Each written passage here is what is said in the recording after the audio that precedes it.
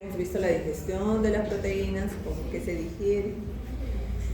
Habíamos hecho reacciones de transaminación para el catabolismo del aminoácido, ¿ok? Y había dicho yo de que ese aminoácido que me sobró se cataboliza, perdiendo su grupo amino por transaminación, desaminación oxidativa. ¿Y en qué termina ese grupo amino al final? En que se tiene que convertir en una molécula de urea, que es el tema que nos lleva al día de hoy, a hablar sobre el ciclo de la urea. Pero de ese aminoácido está toda la parte carbonatada que también mencioné, tiene que sufrir un metabolismo y que ese es tema de la siguiente clase. ¿Ven? Hoy nos vamos a centrar en ese ciclo de la urea. La urea o la formación de esa urea o ese ciclo de la urea se da exclusivamente en el hígado, ¿correcto? En el hígado. ¿En qué parte del hepatocito? En dos partes. Empieza en la mitocondria y continúa en el citosol, en las reacciones, y bueno, entra el último producto a la mitocondria para iniciar ese ciclo. Ahora me van a entender de lo que estoy hablando. Pero mitocondria y citosol es lo que tenemos que acordarnos. ¿Bien? Esta es la molécula de la urea, fíjense. Así, químicamente hablando, acá está. ¿Qué observamos? Que tiene un carbono, ¿no? Unido a un oxígeno y a dos grupos aminos. Que viene esos iones amonio liberado, ¿ok? Que siempre decimos que es tóxico, ¿verdad? Siempre hemos dicho que el amonio es tóxico para mi cerebro, que no puede llegar allí en cantidades aumentadas porque si no causa toxicidad. Y ahora vamos a ver que causa encefalopatías por ese aumento del amonio. Pase. Buenos días. Para recordar un poquito lo que hicimos la clase pasada y que en un ratito también lo voy a mencionar, esos iones amonio liberados en tejidos extrahepáticos deben llegar hacia el hígado. Pero hay dos aminoácidos que les dije tienen que transportar esos iones amonio. Buenos días. ¿Cómo está? Buenos días. Nos acordamos cuáles son los dos aminoácidos que se tienen que sintetizar o formar para que sea parte de ese ciclo de la urea. Dos aminoácidos. Al revés, ¿no? Acá adelante y atrás deben prender. Voy a prender atrás. Ahí está. Y es. Ahí está.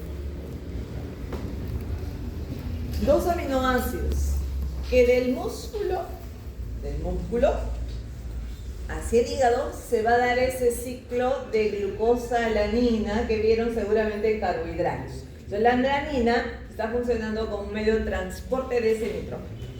Y el otro es el aminoácido glutamina, es el otro, que no solo en el músculo se va a formar, sino también en otros tejidos. La idea es que ese amonio termine en el hígado para que yo lo utilice y pueda sintetizar esa molécula de la urea. Porque esa molécula de la urea finalmente es una sustancia atóxica. Puede estar por mi sangre y no va a causar toxicidad como si lo va a hacer este ion amonio. Entonces acá la reacción general dice que necesito ion amonio. ¿Correcto? Ya sé de dónde está viniendo ese ion amonio. Que necesito bicarbonato. El bicarbonato me va a dar ese carbono que hemos visto, ¿no? Conforme esa molécula de la urea. Pero además me menciona que requiero aspartato. ¿Qué es el aspartato? Aminoácido, ¿ok? Es un aminoácido, por lo tanto el aspartato es el que me da el segundo nitrógeno que va a formar parte de esa molécula de la urea.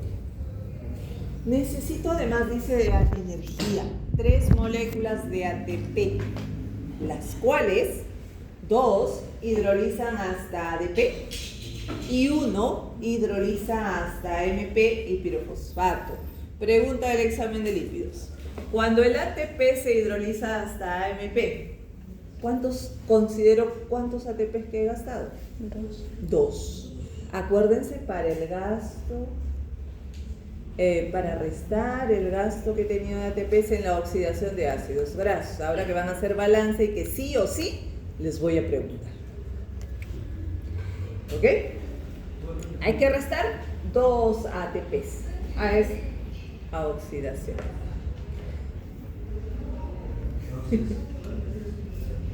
¿Perdón? Ya. Les estoy preguntando que cuando el ATP se hidroliza a AMP, ¿verdad? Y pirofosfato, ya habíamos quedado que allí se gasta el doble de energía. No considero como un gasto de un ATP, sino de 2 ATPs. ¿Por qué? Dijimos que luego el pirofosfato se hidroliza a 2 fosfatos y el gasto primero es de un ATP a AMP equivalente de ATP a ADP. Se gasta la misma cantidad de energía. Y de pirofosfato que luego se hidroliza a 2 fosfatos, también la cantidad de energía que se gasta es equivalente a este paso o a este otro. Por eso digo que se gastaron 2 ATPs. Y a lo que iba era de que... ¿Qué dije, señorita? ¿Qué dije? ¿Qué va a pasar en la oxidación de los ácidos grasos cuando quiero contabilizar esa cantidad de energía que estoy ganando?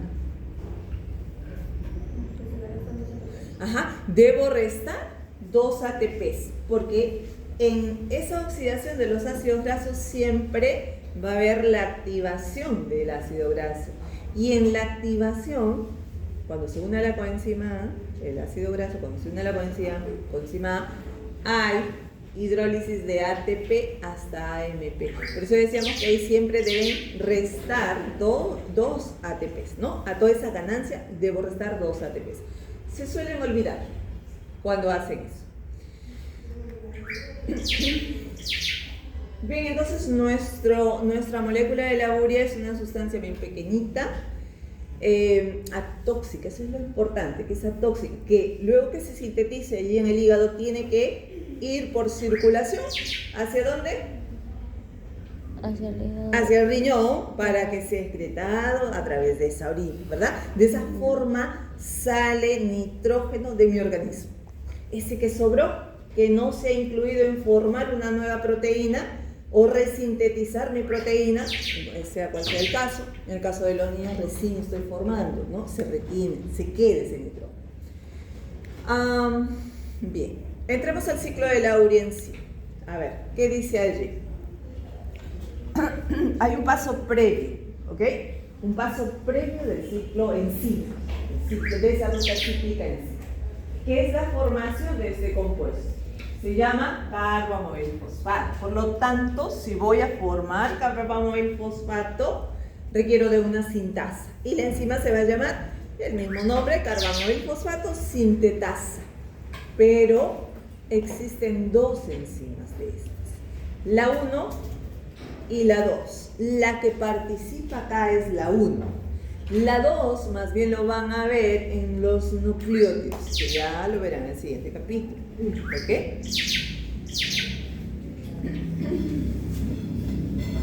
Todos los días vienen a visitar estos números. Entonces, ¿cómo he formado carbamoilfosfato? Con los iones amonio que están llegando en ese momento al hígado, que lo trajo glutamina, alanina, ¿recuerdan? Y un ion bicarbonato para que me dé ese carbono. Miren lo que he formado.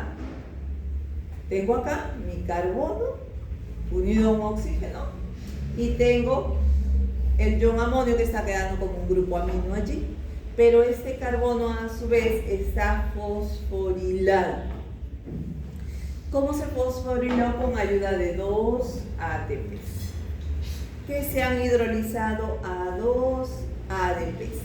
Un fosfato está entrando por acá y el otro fosfato está saliendo, ¿ok? Se está liberando. Entonces, enzima importante que se tienen que aprender, porque todas estas enzimas del ciclo de la urea son importantes porque están relacionadas con defectos enzimáticos que causan distintos trastornos en el ciclo de la urea. Esta es la primera, pero hay otra, además, que luego vamos a ver antes de esta. Bueno. No funciona. Bueno, no quiero. Tampoco quiero. Es problema de él. ¿Ve? Ahora sí. Sí. Se estancó. Bien, entonces como les dije, el ciclo de la urea se da en dos partes de la célula, ¿cierto? Sí. ¿En dónde? Mitocondrias y citosol. Mitocondria y luego citosol. Ese paso previo del cual estamos hablando, la formación de carbamoil fosfato, se está dando en la mitocondria, acá. Eso ya lo vi, ¿no? Esos iones amonio que llegaron del catabolismo de los aminoácidos formó primero carbamoil fosfato. Encima acá era carbamoil fosfato sintetasa 1, además, 1. Bueno, yo requiero este carbamoil fosfato para dar inicio a ese ciclo de la urea. ¿Y cómo se inicia? A su vez requiero de ornitina. Y la ornitina, observan que es el último compuesto que se forma, además de la urea, formo ornitina. Así que esa ornitina tiene que ingresar a la mitocondria para que se encuentre con carbamoil fosfato y se forme primero citrulina, aminoácido citrulina. Dentro de la mitocondria tiene que salir la citrulina hacia el citosol para continuar con esas reacciones. En el citosol la citrulina se va a encontrar con una molécula aspartato que Junco nos dijo, aminoácido, ¿no? Aminoácido, que me va a dar el segundo nitrógeno para que sea parte de esa molécula del agua.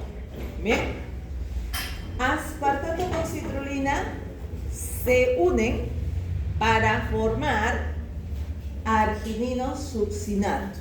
Y en este paso es donde estoy observando que el ATP está participando, hidrolizándose hasta ALP y pirofosfato. Acá me falta un grupo fosfato, o en todo caso dos fosfatos, porque el pirofosfato se hidroliza con fosfatos. ¿Ok?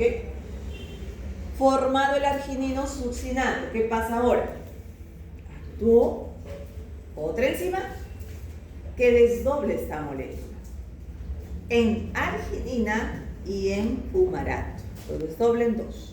Arginina por un lado y fumarato por el otro lado. ¿Y dónde han visto ustedes fumarato? En el ciclo de Krebs. Así que hay una conexión a través de este fumarato con ese ciclo de Krebs. Finalmente, la arginina se desdoble en la molécula de urea y en la molécula de la ornitina, y esa ornitina ingresa y la citrulina sale por allí. Muy bien, ahí se acabó el ciclo de la urea, pero claro, no les he mencionado las enzimas, ¿no? Todas las enzimas, y ya se asustaron porque vieron moléculas. Hace rato solamente les he dado nombrecitos, para que no se asusten. Pero tampoco es que se tienen que aprender las moléculas, ¿no? Solamente para que entendamos cómo es que salen. Pero sí las enzimas. Necesito que sepan esas enzimas, en qué momento es que participan. Bien, a ver.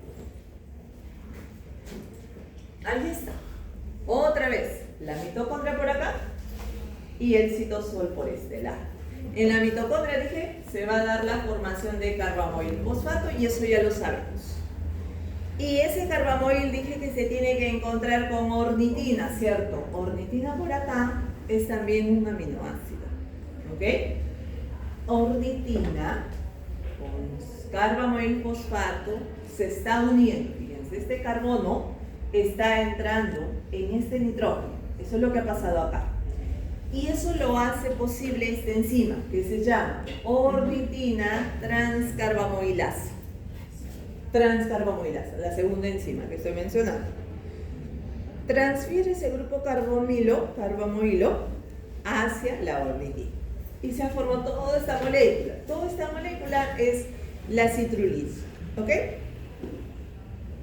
Dije que citrulina tiene que salir al citosol, ¿cierto? Sale. Pero a su vez, la ornitina debe ingresar también hacia la mitocondria. Es un transporte antipolo. Uno ingresa, el otro sale. ¿Ok? Citrulina en el citosol, dije que se encuentra ¿con quién? Con aspartato. Y se unen los dos. y forma argininosuccinato. Así que la siguiente enzima, si yo voy a formar argininosuccinato, se tendrá que llamar argininosuccinato sintasa. Correcto, eso es la enzima acá que necesitamos de ATP, en este caso dije. Formado el argininosuccinato, fíjense qué ha pasado allí. Este grupo amino del aspartato ha entrado acá a unirse con el carbono. O sea, ya está dejando, ya está teniendo esos dos nitrógenos que van a ser parte de esa molécula de la urea. Y toda esa parte del esqueleto carbonado que yo tengo acá luego sale. ¿Cómo sale? Porque luego tendrá que actuar esta enzima que se llama argininosuccinato liasa, que ustedes saben que las liasas van a cortar la estructura, romper en dos moléculas. ¿Me quiere preguntar el doctor? Ay, cortando. Va a cortar, ¿cierto? Va a cortar o romper este enlace, hidrolizar este enlace. ¿Y qué ha salido? Toda esta parte del esqueleto carbonado del aspartato que está saliendo como molécula de fumarato. Y dejó su nitrógeno y ahora esta molécula se llama arginina, que ya tiene en el extremo el carbono y los dos nitrógenos que van a formar parte de esa molécula de la urea. Ya se está apareciendo esa molécula, ¿no? Que ya les presenté y les dije cómo es. Sobre la arginina actúa la última enzima. La última enzima es la arginasa, que con una molécula de agua sale toda esa parte del extremo, entra un oxígeno acá y ya sería la molécula de la urea. Y por acá me queda este extremo con dos hidrógenos de esa molécula de agua que termina como ornitina, finalmente.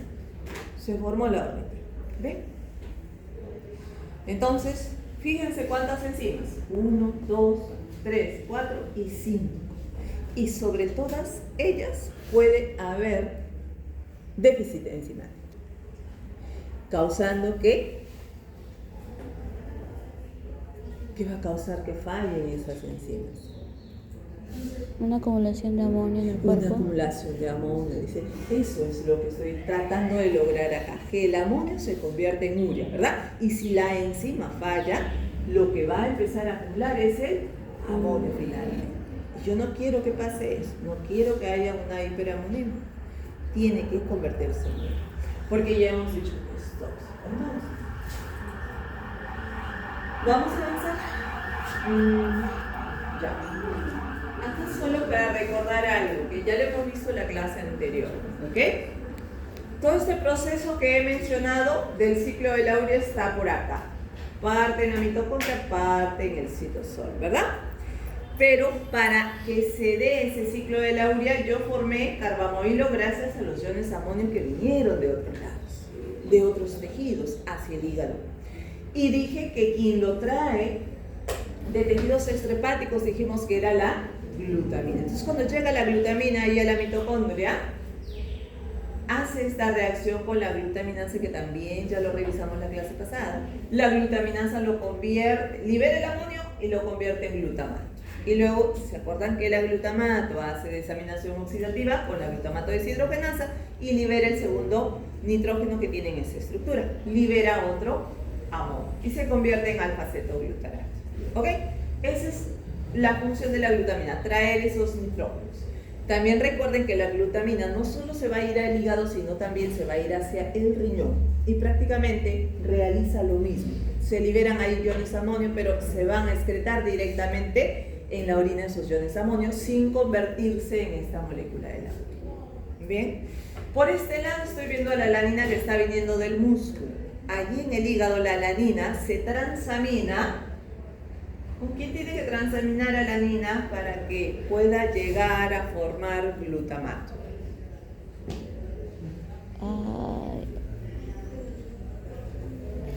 ¿Piruvato? No, la alanina se convierte en piruvato. Pero la alanina tiene que actuar con alguien más, ¿verdad? Para que llegue al glutamato, tendrá que participar el alfa-cetoglutarato. Es para interconvertirla. Así que alanina con alfa-cetoglutarato se transamina. Alanina pasa a piruvato y alfa-cetoglutarato termina en glutamato. Por eso es que acá dice que alanina termina en glutamato, porque ha hecho una reacción de transaminación. Yeah. Y luego ese glutamato entra a la mitocondria y hace lo mismo, ¿no?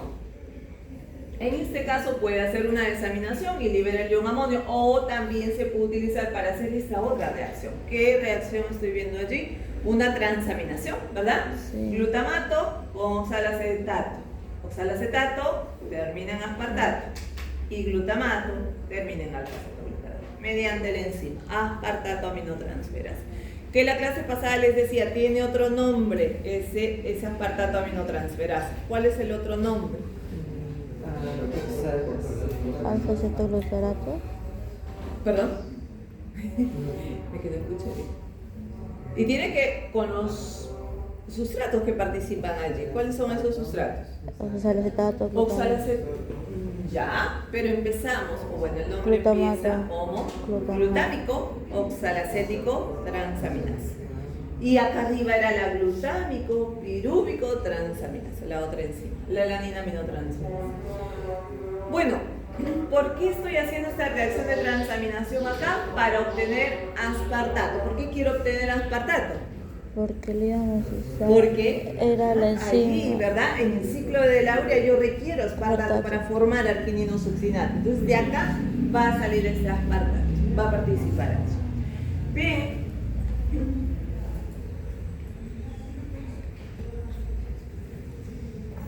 Dice, además de las enzimas que actúan a nivel hepático, o sea, estas que acabamos de mencionar, también existen estas enzimas en otros tejidos.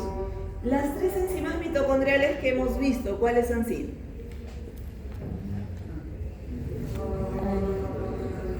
Carbamoil, fosfato, sintetasa 1. Ok, la otra. Ornitina, transcarbamoilasa. Y no les he mencionado todas. Falta una. Hay otra enzima que se llama N-acetilglutamato sintetasa, que luego lo vamos a ver. Forma N-acetilglutamato que va a activar a la carbamoil fosfato sintetasa. Bueno, estas tres enzimas que hemos visto están presentes también a nivel intestinal. Por lo tanto, cuando actúan esas tres enzimas, esas tres primeras enzimas, formamos citrulina, así que voy a poder sintetizar también allí citrulina. Y además hay estas dos enzimas citosólicas que se llaman arginino succinato sintasa y la liasa. Recuerdan que vimos estas dos en el citosol, ¿ok? Estas dos también se encuentran en riñón, cerebro, fibroblastos, así que voy a poder formar arginina, que es el último producto, penúltimo, que se forma con la participación de estas dos enzimas a partir de esta citrulina que yo estoy sintetizando por allí. ¿Ya se cansaron tan rápido? ¿Cuál era la otra? N-acetilglutamato sintetasa. Si ese es su nombre, quiere decir ¿qué forma? N-acetilglutamato. ¿Y para qué quiero N-acetilglutamato? Porque el N-acetilglutamato me activa la primera enzima de ese paso previo que he dicho para el ciclo de Laurea, que es la carbamoil fosfato sintetasa 1. Necesito de ese compuesto para activar el ciclo de Laurea y empieza a funcionar ese ciclo de Laurea. Respecto a la regulación, dice cuando la tasa de degradación de aminoácidos aumenta, si se degradan esos aminoácidos, al final el glutamato empieza a aumentar. ¿Se acuerdan que dijimos que ese glutamato va en aumento y que luego tiene que llegar hacia el hígado? Pero que la glutamina y la alanina lo transportan, pero otra vez se vuelve a convertir en glutamato allí en el hígado, ¿no? Entonces aumenta siempre el glutamato. Por lo tanto, fíjense, la arginina, ¿ok? La arginina, ¿dónde se formó la arginina? En el ciclo de Laurea, ¿verdad? La penúltima reacción. Indirectamente y por retroalimentación, esa arginina activa a esta enzima que les estoy mencionando, al N-acetilglutamato sintetasa. ¿Para qué? Para que forme ese compuesto N-acetilglutamato con una molécula de glutamato y acetil-CoA. ¿Y para qué quiero ese N-acetilglutamato? Para que active a su vez la primera enzima, ¿no? Ese paso previo, la carbamoil fosfato sintetasa. Uno tiene que activarse con este compuesto. O sea que, directamente, ¿quién activa ese ciclo de Laurea? El N-acetilglutamato. Pero, indirectamente, la molécula de arginina va a dar, desencadenar. Muy bien.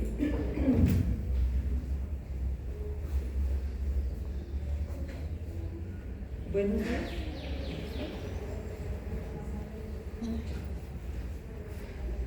Bien, ¿cuánto de energía he gastado en este ciclo de la uria? Ah, 3 ATP. 3 ATP. 3 ATPs, dice Gómez. ¿Qué dicen ustedes? Hora 2. ¿Están de acuerdo? Usted dice 4. La señorita dice 4. 4. Muy bien. Ahí dice 4. Junco ya leyó que ahí dice 4. ¿Por qué 4, señor Junco? Se gastan 2. Se gastan 2 en el paso previo, ¿cierto? Acá. Ajá. Acá 2. Y luego, acá 1. ¿Por qué 4? Ah, porque el pirofosfato para convertirlo en 2 fosfatos. Porque acá el ATP se hidrolizó hasta AMP y luego pirofosfato en 2 fosfatos, dice Gómez. Por lo tanto, ahí tengo un gasto doble de energía. Por eso es que en este paso considero el consumo de 2 ATPs. Que sumado estos dos ya tengo 4 ATPs en realidad. ¿Puedo contar algo? La primera proteína que inicia para el ciclo de la urea es la ornitina, que es con la que armó para formar La primera proteína. A ver, primero que estamos hablando de aminoácidos. No son aminoácidos. Ya. Como, repítame la pre. El primer aminoácido es la ornitina del ciclo de la urea. El primer aminoácido es la ornitina que se une con el carbamoil y forma citrulina. Esa es la mitocondria. Eso es en la mitocondria. Bien. Dijimos que hay una conexión, ¿no?, entre ese ciclo de la urea con el ciclo de Krebs a través de qué? El aspartato. A través de ese fumarato o el aspartato. El aspartato también entra por acá, que se formó con oxalacetato, que forma parte de ese ciclo de la urea, ¿no? Se transamina con glutamato, así que forma aspartato y entra el ciclo de la urea. Pero a su vez dijimos que acá sale fumarato y ese fumarato yo sé que también hay enzimas en el citosol, así como hay enzimas a nivel mitocondrial que sigue la formación de fumarato y oxalacetato que ustedes vieron en el ciclo de la urea. Bien, pero fíjense de que en este paso ya ustedes aprendieron de malato oxalacetato, hay liberación de un NAT reducido, ¿se acuerdan? Y un NAT reducido, Ramos, ¿cuántos ATP me aporta? 2.5 ATP, ¿cierto? Entonces, si inicialmente me dijeron que se gastaba 4 ATPs y tengo una ganancia de 2.5, me queda 1.5. 1.5 ATPs nada más, que en realidad estoy gastando, ¿verdad?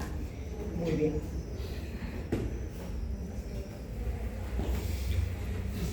A ver, analicemos, ya conocemos todo ese ciclo de la urea, ya hemos revisado todas esas enzimas, ¿correcto? Vamos a decir además que la urea me va a servir para regular la osmolaridad. ¿Han visto en fisiología ya esta parte? Aunque ustedes llevan morfo, ¿no? En morfo están como que divididos. Primero una parte y luego ya seguramente lo van a ver después. Pero la urea es una molécula que también ayuda a regular la osmolaridad. Esta molécula de urea que estoy viendo en este momento, cómo se ha formado. Y esa molécula de urea, yo les dije, formada en el hígado, ¿verdad? Tiene que ir hacia el riñón. ¿Y cómo se va a ir hacia el riñón? Tiene que viajar por circulación general, llegar hacia el riñón y excretarse a través de esa orina. Pero cuando yo saco una muestra de sangre en ese momento, ¿qué encuentro? Ya encuentro la molécula de la urea que está viajando hacia el riñón. Entonces hay un examen que se llama BOOM, ¿no?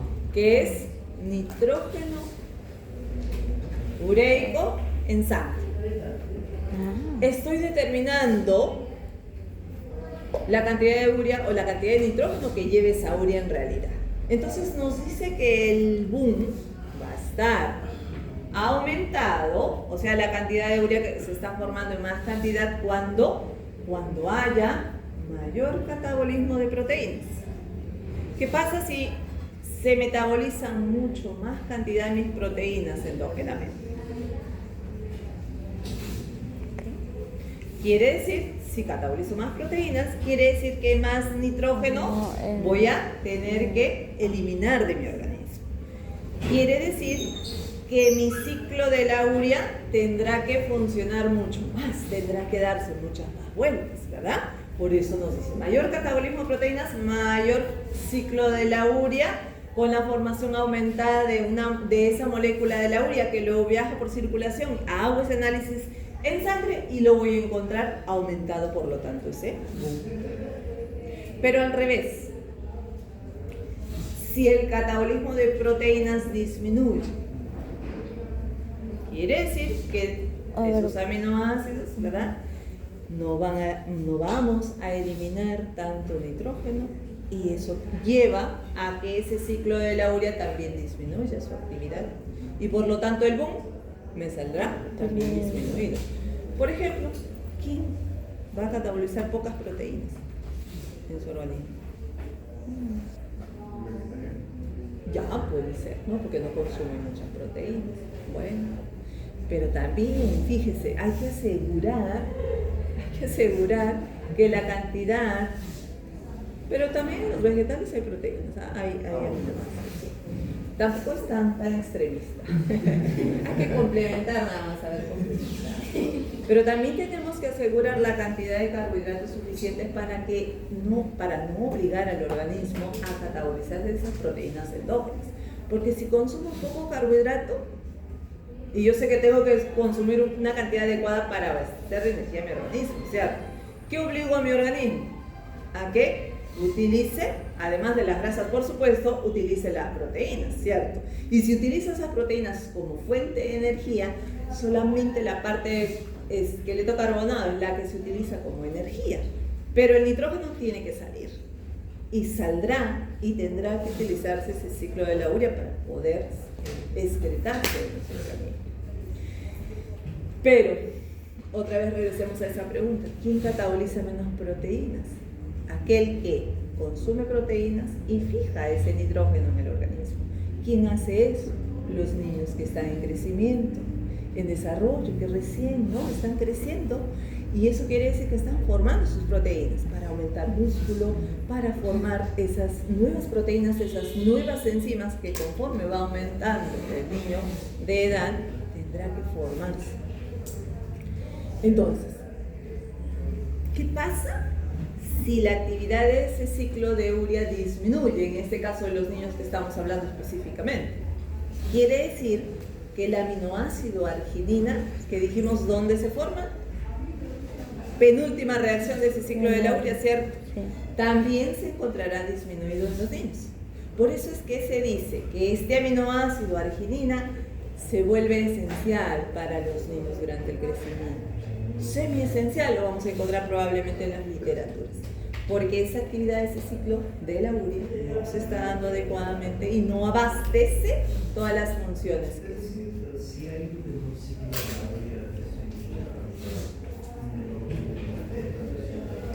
Voy para allá, porque estoy escuchando afuera. Ya, dígame. Si hay una menor cantidad de ingresos,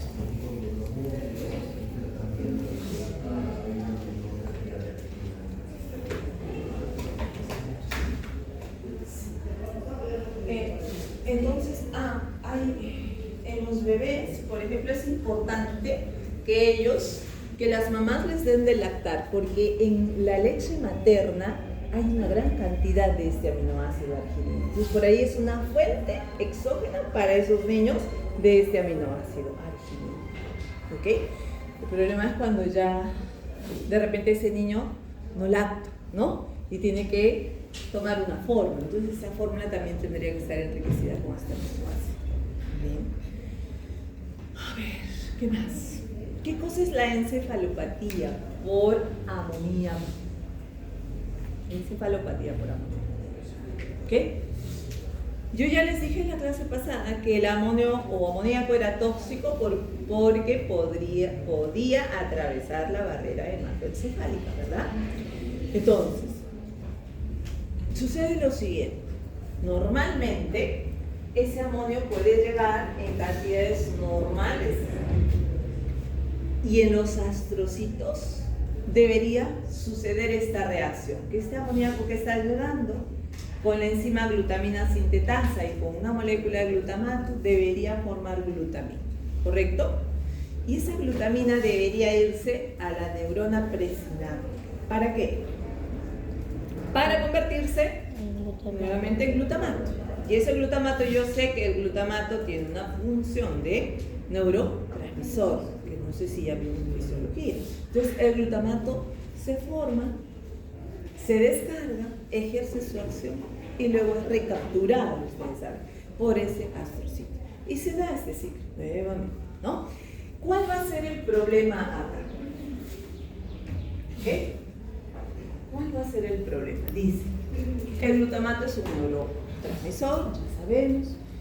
Cuando hay hiperamonemia, aumenta la producción de glutamina. O sea, si llega mucho amoníaco ahí al cerebro, se está dando esta reacción en mayor cantidad. Eso quiere decir que estoy formando mucha glutamina.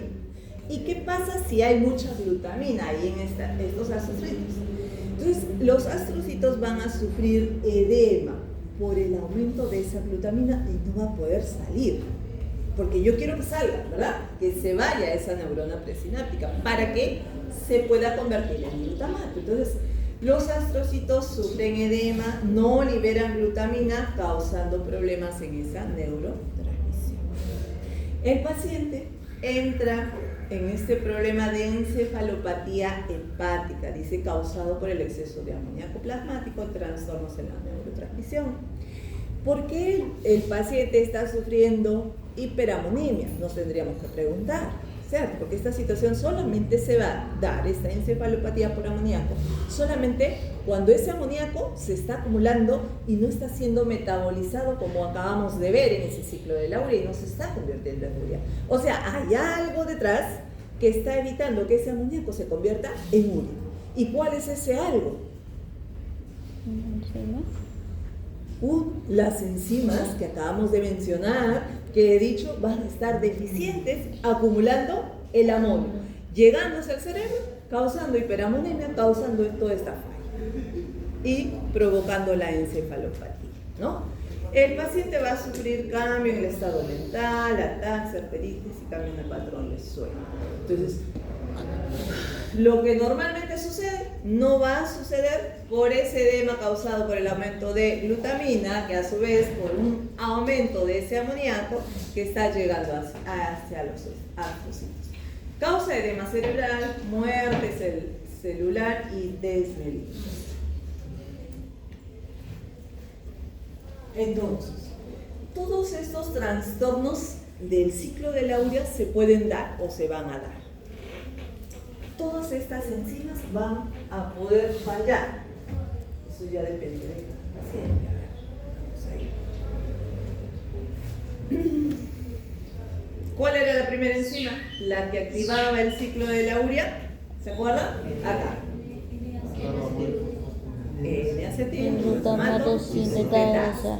Esa que me convirtió el glutamato con el acetil en N-acetilglutamato. ¿Para qué quería ese N-acetilglutamato, dijimos? Para activar a carbamoil fosfato sintetasa 1. Carbamoil fosfato sintetasa 1. ¿Ok? Si falla esta enzima, ¿quién me activa? ¿No? ¿Quién me forma el N-acetilglutamato? ¿Quién me activa este carbamoil fosfato sintetasa 1? Quiere decir que este amonio no va a poder hacer todo este paso, acumulándose el amonio. Una primera falla está causando hiperamonemia. ¿Cuál más puede fallar aquí? Deficiencia de carbamoil fosfato sintetasa 1. ¿Dónde estaba esta enzima? Acá, esta que me dije. Si está deficiente esta enzima, ¿qué va a pasar? Lo mismo, ¿verdad? También existirá hiperamonemia, no se va a poder formar el carbamoil fosfato. Bien, segunda enzima. Tercera enzima, deficiencia de ornitina transcarbamoilasa. ¿Dónde vimos eso? Acá. ¿Qué hacía? ¿Qué une? Ornitina con carbamoil fosfato. Y forma citrulina. Esa primera reacción, ¿no? De ese ciclo en sí, de la urea, no se va a poder dar. Si no se va a poder dar porque está fallando la ornitina transcarbamilasa, ¿qué quiere decir? Que se empieza a acumular, ¿qué cosa? Ornitina. ¿Ornitina? No, carbamil. Carbamil. Que se empieza a acumular amonio como consecuencia de eso. Y fíjense, si acumula, esto no está escrito en el lab, si acumula el carbamoil fosfato, puede tomar una ruta alternativa que se puede ir a formar un compuesto que se llama ácido orótico. Y ese ácido orótico se excreta en la orina. Y si yo detecto ácido orótico en esa orina e hiperamonemia, ¿qué quiere decir? Que la falla está a este nivel, ¿no? Sobre la ornitina transcarbamilasa. Correcto. ¿Qué otra deficiencia puede presentarse?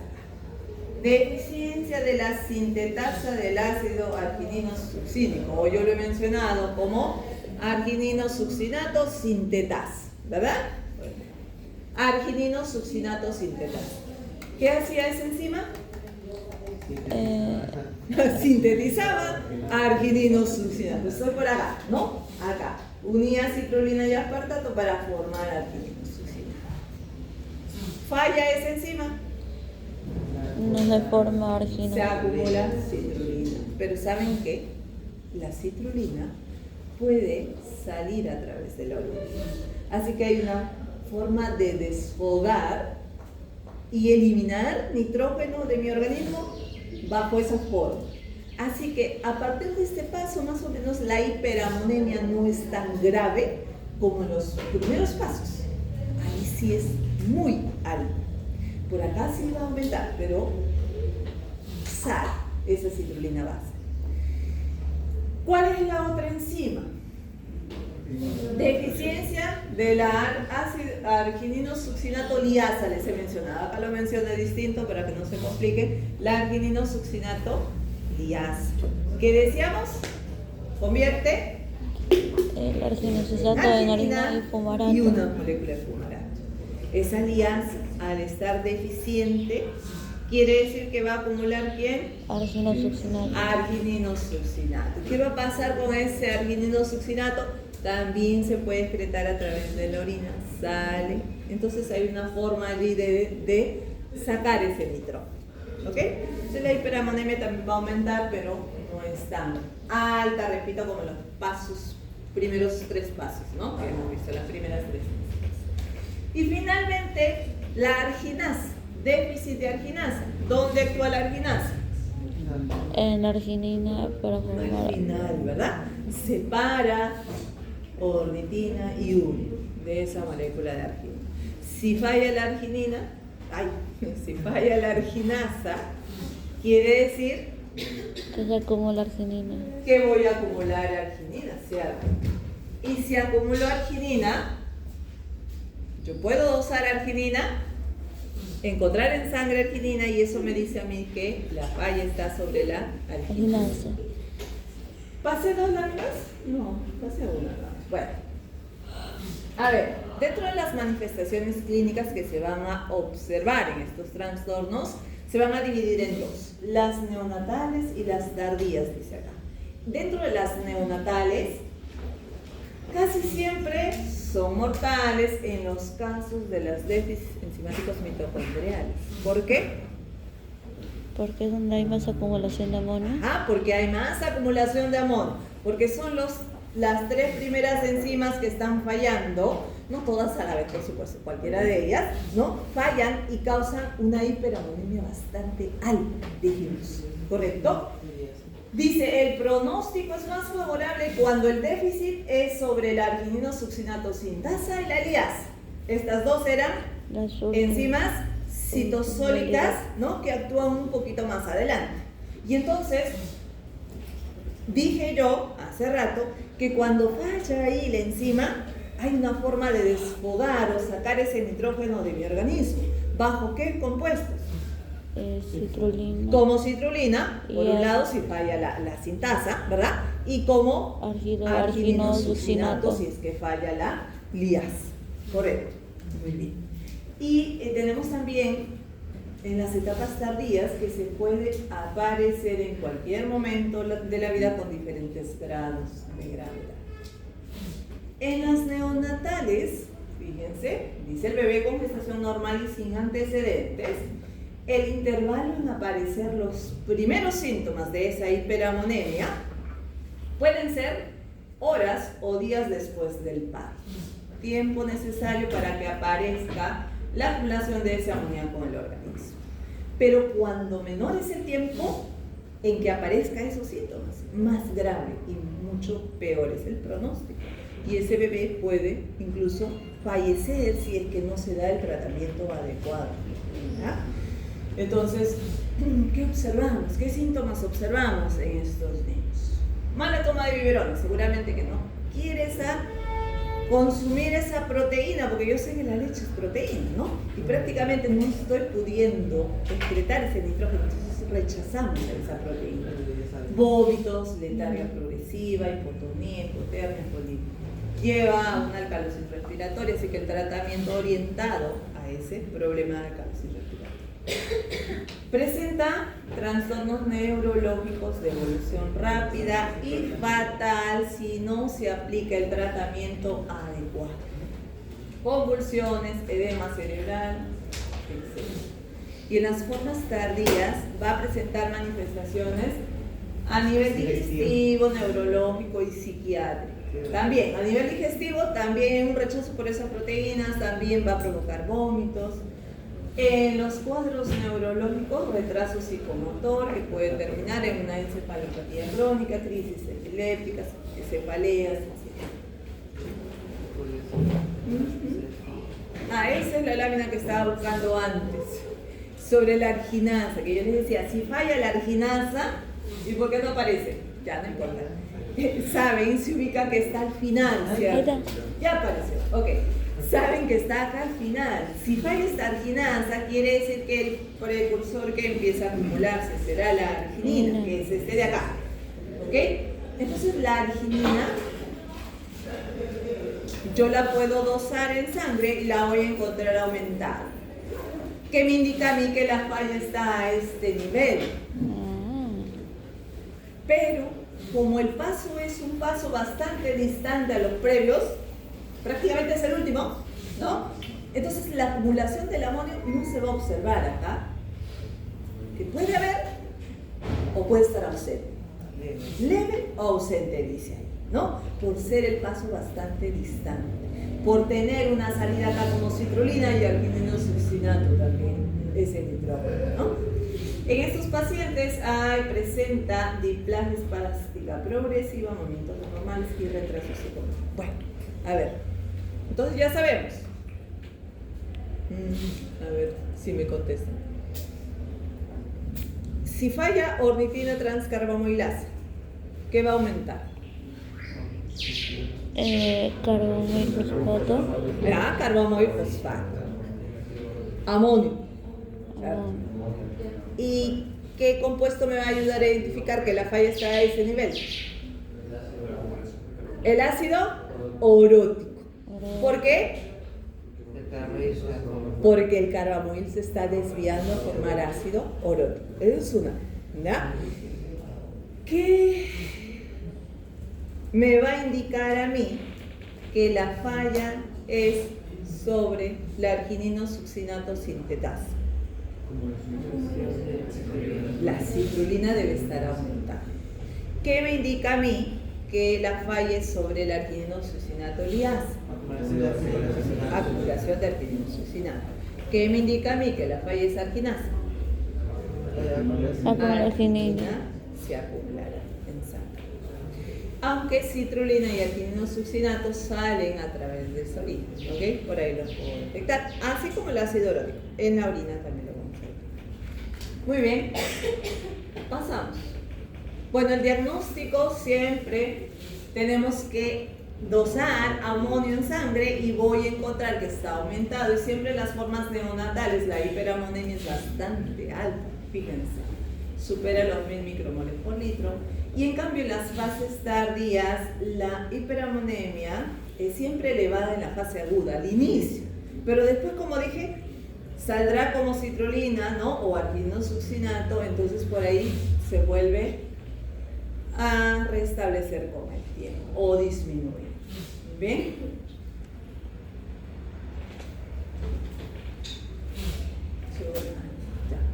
Dentro del tratamiento nos indica, obviamente debo dar menos cantidad de proteínas. ¿Por qué?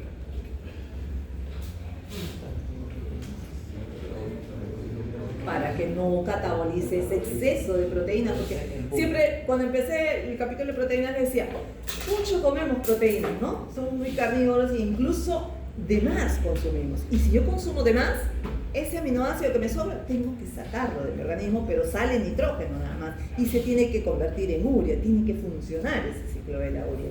Pero acá me dice que debemos dar una cantidad de proteínas disminuidas, reduciéndolo al mínimo indispensable. Además, quiere decir que tengo que dar la cantidad de proteínas adecuadas para yo resintetizar mis proteínas, no me sobre y no tenga que forzar mucho ese ciclo de la urea. Pero ¿qué pasa? ¿Qué pasa si yo no doy la cantidad de calorías necesarias a ese organismo? Si no tengo energía a partir de los carbohidratos, ¿qué va a hacer mi organismo? ¿El qué? Usar proteínas. Primero los lípidos, pero además tendré que usar las proteínas. Mis proteínas musculares. Además, eso quiere decir que si yo voy a catabolizar esas proteínas endógenas musculares, usaré la parte del esqueleto carbonado para generar energía, glucosa, grasa. Y el nitrógeno se va a tener que ir. ¿Y a dónde se va a ir? A hacer ciclo de la urea. Estoy forzando prácticamente mi organismo que realice el ciclo de la urea. Pero no quiero. ¿Por qué no quiero? O no debo. ¿Por qué? Porque hay una falla en ese ciclo de la urea. Entonces no debo obligar a que trabaje más. Por eso es necesario dar una cantidad de calorías para no catabolizar mis proteínas endógenas. Y dar también lo necesario para que tenga la resíntesis de mis proteínas también en el organismo.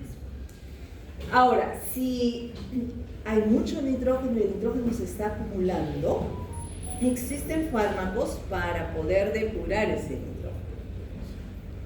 ¿Ok? Dice, la terapia farmacológica es utilizada cuando existen deficiencias en los pasos previos.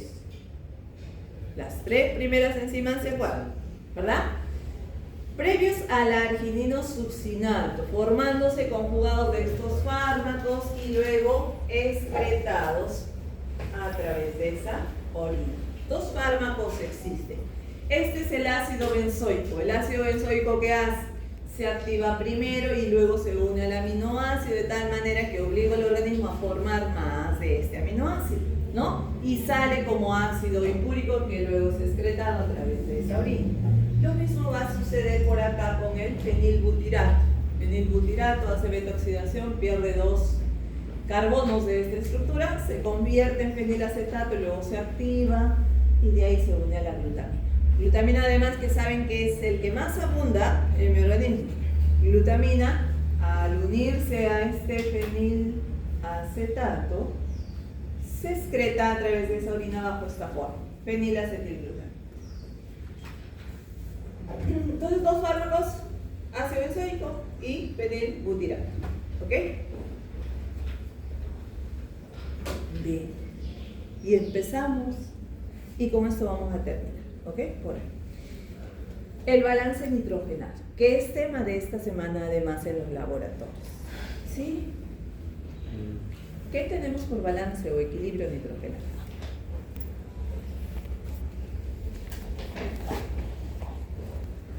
No entendimos nada. Hemos leído nada. Sería consumo y desecho. Consumo y desecho, dice su compañero. ¿Ok? que yo además les dije en la primera clase, lo que yo ingiero de proteína o aminoácido debe también salir en la misma cantidad. ¿Por qué? Porque no hay una forma de almacenar esa proteína, ese aminoácido en mi organismo.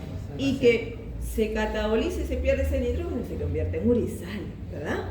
No hay cómo almacenar como los carbohidratos que se almacenan como glucógeno, como las grasas que se almacenan con triglicéridos, no. Por lo tanto, debe estar en equilibrio. Lo que ingresa, saldrá finalmente. Ese es el equilibrio nitrógenado, sí, o balance nitrogenado, que es tema de esta semana. Quiere decir que yo tengo que tener en cuenta para ese balance lo que ingiero de proteína, qué cantidad de proteína ingiero, y también lo que excreto, ¿verdad? ¿Y cuáles son las formas de excretar ese nitrógeno de mi organismo? En la orina. ¿Qué elimino en la orina? Urea principalmente, ¿cierto? Urea, en mayor cantidad, urea. ¿Qué otras formas existen? Creatinina es otro, y que si ya leyeron la práctica de esta semana, yo voy a usar creatinina. ¿De dónde viene la creatinina? ¿Has hecho fisiología? ¿Depuración de creatinina? ¿Todavía? ¿Ya? ¿No? Falta. ¿Renal lo han hecho? Morfo 2, ok. Ya. Entonces la creatinina se forma de la creatina en el músculo, ¿ok? Y es un metabolito que luego se va a eliminar a través de esa vía. Esa excreción de creatinina, ay, ¿qué pasó? Esa excreción de creatinina me da a mí, primero, que se puede utilizar para monitorear función renal, ¿ok? Y luego también me da una idea de cómo está mi masa muscular. Y eso para la siguiente semana es importante de la práctica de bioquímica. ¿Por qué? Porque la disminución, o sea, cada vez que el paciente adelgaza, su masa muscular va bajando, ¿correcto?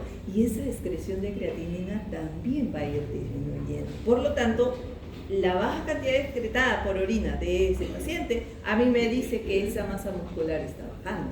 Quiere decir que el paciente puede estar desnutrido, ¿no? Yodoso creatinina ha bajado. Entonces, para mí me indica que su masa muscular también ha disminuido. Algo pasó. ¿Qué pasó? Yo pago. Para que no me pase esas cosas. La universidad no vale. La universidad pagó el internet. Ya, bueno, no importa. Hay otra forma de excretar nitrógeno. Aparte de la urea, aparte de la creatinina, aparte de... No me han dicho más, a ver qué otras formas. ¿Ah? Ya, y el sudor también puede ser. Vamos a ver. Si me voy a la 76. También en las heces, ¿ok? Pero en la orina, asustando, no sé, no nos falta mucho. Si usted nos dijo, falta solo Falta un poquito. Ahí está. Ya. Esas son las otras formas de excretar nitrógeno de mi organismo a través de la orina. Pero por ahí me están hablando de las heces, me están hablando del sudor, me están hablando de la pérdida del cabello, cuando me corto las uñas, cuando mi piel se descama, incluso las células intestinales, y se van a descamar y voy a perder nitrógeno. ¿El qué? El ácido carbámico. El ácido carbámico. Bueno, seguramente que lo excretamos, pero debe ser mínima la cantidad que no está considerado acá, porque acá está en porcentaje. Y miren, lo han considerado solamente estos 4. Esas otras vías que ustedes están mencionando, que también se van a dar, se van a perder en cantidades bastante variables, vamos a decir. Mínimas, pero variables además, y no cuantificables, voy a decir, porque yo no sé cuánto se nos cae del cabello, ¿verdad? Yo no sé pues, cuánto me he cortado las uñas, ni mi piel, cuánto se va a descamar, no se puede. Entonces, por eso es que en nuestra fórmula del balance se considera agregar 2 gramos, en general, ahí dice por la excreción fecal, que es la más considerable, por la cual voy a perder mucho más cantidad de nitrógeno, pero implica todas las otras vías. Entonces mi balance nitrogenado estará dado por el nitrógeno que yo ingiero menos el nitrógeno que yo excreto, que es lo que nos dijo Q. Que yo ingreso debe ser igual a lo que excreto. Idealmente debería ser 0, ¿cierto? Si yo digo que debería salir. Pero nunca es idealmente 0 porque es imposible tener esa cantidad. Va a haber un rango, ¿ok? Que lo vamos a ver más adelante, que dice entre 2 y menos 2 gramos, que me salga ese balance, voy a considerar como un balance en equilibrio. Bien, entonces ahora para que vayan al laboratorio a hacer esos balances nitrogenados, tenemos que tener en cuenta qué cantidad de proteína ingiere mi paciente. ¿Cuánto? Normalmente debemos ingerir de proteína una persona normal adulta. ¿Perdón? No le escucho. 1.5 ¿qué? Gramos por kilogramo de peso. 1.5 ¿creen? Era 1 nada más. ¿Qué dice? Claro, he dicho una persona normal, ¿no? Que no está hospitalizada, porque en la hospitalización empieza a haber mayor catabolismo de proteínas o mayor estrés metabólico dependiendo de la situación y empiezo a dar más proteína. Y llego incluso a los 2 gramos. Pero lo normal está hasta 1, alguien me decía por acá, de 0,8 a 1, cierto, de 0,8 a 1. Ahí están las recomendaciones según el RDA. Varones y mujeres mayores de edad, de 11 hasta más de 51, de 0,8 hasta 1 gramo. En cambio, en los niños, ¿qué pasa? Los niños están en crecimiento, hay que dar más cantidad de proteínas. Y en las mujeres embarazadas, hay que dar más proteínas. Entonces cambia la situación. A los ancianos, por lo que ya su metabolismo cambia, se recomienda, no solo las proteínas, ¿no? Las calorías también. Por eso existen las fórmulas como el Ensure, por ejemplo, que es engloba todo, ¿no? Carbohidratos, proteínas. Por día. Pero acá está nuestra formulita, entonces ustedes van a ir al laboratorio y ¿qué van a hacer? ¿Dosar? En el laboratorio van a cuantificar mediante un método enzimático cuánto de urea elimino para obtener el nitrógeno que estoy eliminando en esa orina, cuánto de creatinina estoy eliminando también para determinar el nitrógeno, y hay un montón de cálculos ahí. Les sugiero entender esos cálculos porque en el examen les va a venir el balance nitrógeno. No les va a venir a hacer todo, pero tienen que entender para que de algún punto partan y lleguen al balance. Que ahora yo les voy a hacer quienes están conmigo en la práctica. Y si no, les invito a ir a la tutoría. Y agrego 2 gramos, ¿ya? 2 gramos. Hay balances, es verdad, y si han visto los videos que hemos colgado, que consideran otras cantidades, que solo consideran incluso el nitrógeno ureico, ya no el creatinínico, los desprecian porque es mi cantidad también baja, que se excreta. Y se agrega 4 gramos. Hay otros balances que consideran la edad para incluir la cantidad de gramos extras allí. Bueno, ¿qué pasa? He dicho que el balance debe estar en equilibrio, ¿ok? Idealmente 0, pero nunca es así. Pero además, mi balance me puede salir positivo o me puede salir negativo, correcto. ¿Qué tendría que pasar para que mi balance salga positivo en esta ecuación? Comer más ¿Qué? tener más proteína. Ajá. Tiene que ser esto mayor, ¿verdad? Quiere decir que debe consumir más, estar consumiendo más proteína para que al final esa resta me salga mayor, ¿no? Me salga positiva. Y un balance negativo, la excreta debe ser mayor, por supuesto. Entonces, de acuerdo a lo que les salga, ustedes tienen que ver si es que su paciente se encuentra en un equilibrio nitrogenado entre 2 y menos 2. Si me sale más de 2, quiere decir que la ingesta ha sido mayor y está consumiendo más proteína, ¿verdad? Por eso me está saliendo positivo. Y hablamos de ahí de anabolismo, porque estoy consumiendo más, seguramente un niño que está en crecimiento, una persona embarazada que le estoy dando más proteína, le va a salir positivo.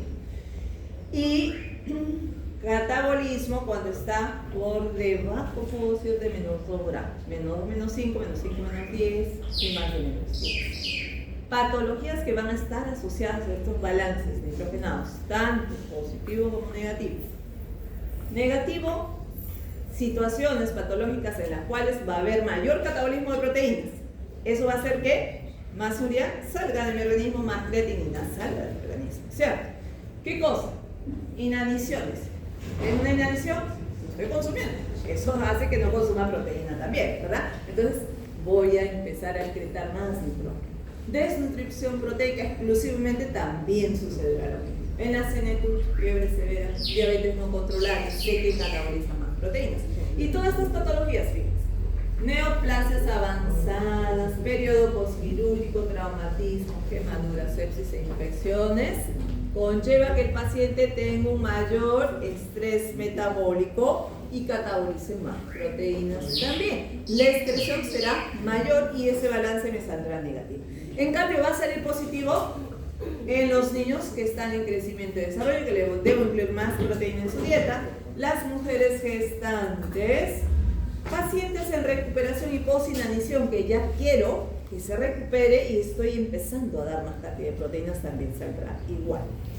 Creo que con esta vamos a parar y vamos a hacer un Kahoot para pasar la asistencia y ver qué tanto me han estado siguiendo y entendiendo esta clase. No, Miss, no. 56 me han salido de doble 4 más. Doble Pero celular, no sé. doble celular. Doble celular. Para cambiar el ruido. Uno de los, sí, uno de los dos. Ya, si no entraron por ahí debe estar el PIN. Ya, ¿bajo cuál de los siguientes compuestos se elimina en mayor proporción el nitrógeno del organismo? Muy facilito, esto debe ser una respuesta del 100%.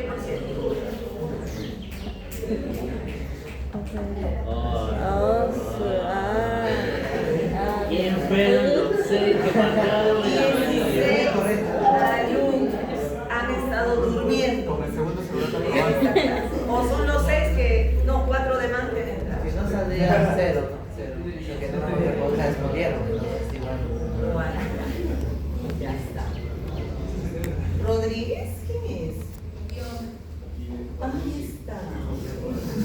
¿Verdadero o falso? El glutamato es el aminoácido más importante para el transporte de nitrógeno, del catabolismo de aminoácidos hacia el hígado. ¿Verdadero o falso? Solo eso. Creo. ¿Sí o sí? ¿O sí o no?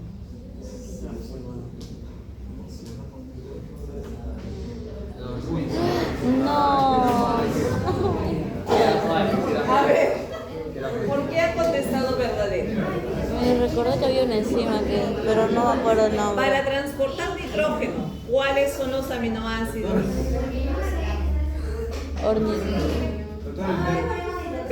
Faltan contestar algunos sí, pero Yo marqué, pero. es el internet. Ya, entonces contésteme cuáles son los aminoácidos para transportar nitrógeno. Glutamina y alanina. Ahora contésteme, ¿por qué el glutamato no puede transportar ese nitrógeno directamente hacia el hígado?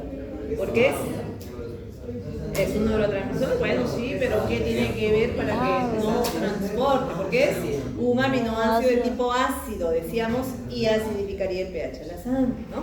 Muy bien. Ya. Ay. Ahí después de que le dijeron regalado. Gomán Díaz. ¿Quién Gomán Díaz? ¿Y usted, Gomán? Sí, ok. 3. Es activador del ciclo de la urea. A ver, ¿quién activa el ciclo de la urea? No está. Ninguna de las anteriores. Había una activación indirecta, ¿no? Ajá. No me diga eso. Ya contestaron. No. Era obvio.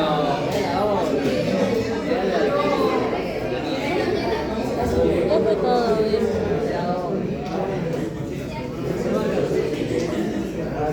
La arginina, ¿a quién activa? Al N-acetilglutamato sintetasa. ¿Para formar? ¿Qué forma? N-acetilglutamato, ¿no? Ese es el otro compuesto que activa el ciclo de la urea. ¿Cómo así? ¿Cómo se activa el ciclo de la urea? Activando a la enzima Activando carbomoil al fosfato carbomoil fosfato sintetasa 1. el N-acetilglutamato. Me sé, pero acá no sé. Ay, Dios. Qué mejor. Vamos, la otra. Su madre. ¿Qué pasó? Todos los que están en 5 pesos se fueron abajo. Mira, nadie. Ya. ¿Verdadero o falso? Ay, no. Según la RDA se recomienda un consumo de 0,8 a 1 gramo por kilogramo Ya está. al día. Ya está. ¿No? 100%, ¿cierto? Sí, Ahora 100%. Ahora sí. Ya está. 100%. Depende.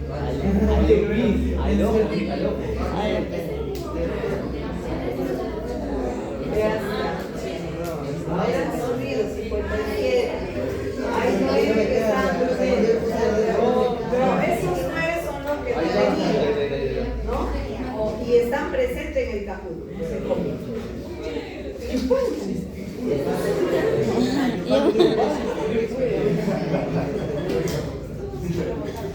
Bien, sigamos. ¿Dónde está Garnica? Que no la veo.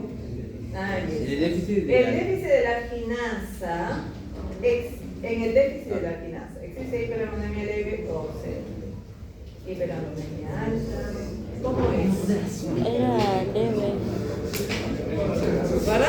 Hiperamonemia grave, alta. Porque Eso esa era es la el- penúltima, ¿verdad? Ajá, la alquinasa y la pesa. ¿Por qué me ha respondido alta?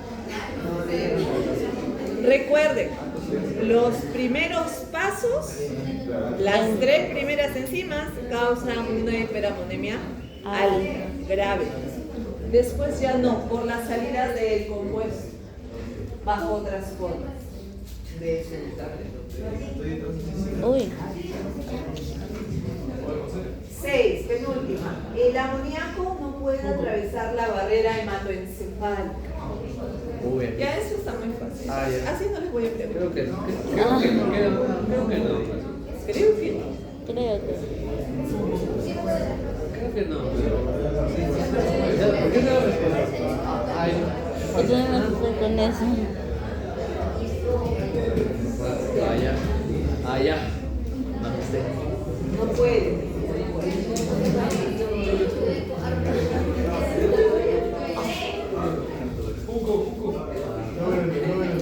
Última. Cuando hay hiperamonemia, los antrocitos pueden sufrir edema debido a un acúmulo de sustrato. Y a veces sí. Es así. Espero que no la hayan. Espero que no la hayan.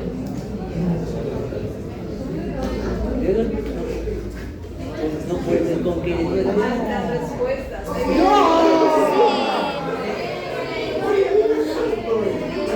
No, ustedes se colgar. Han respondido 24. Mi.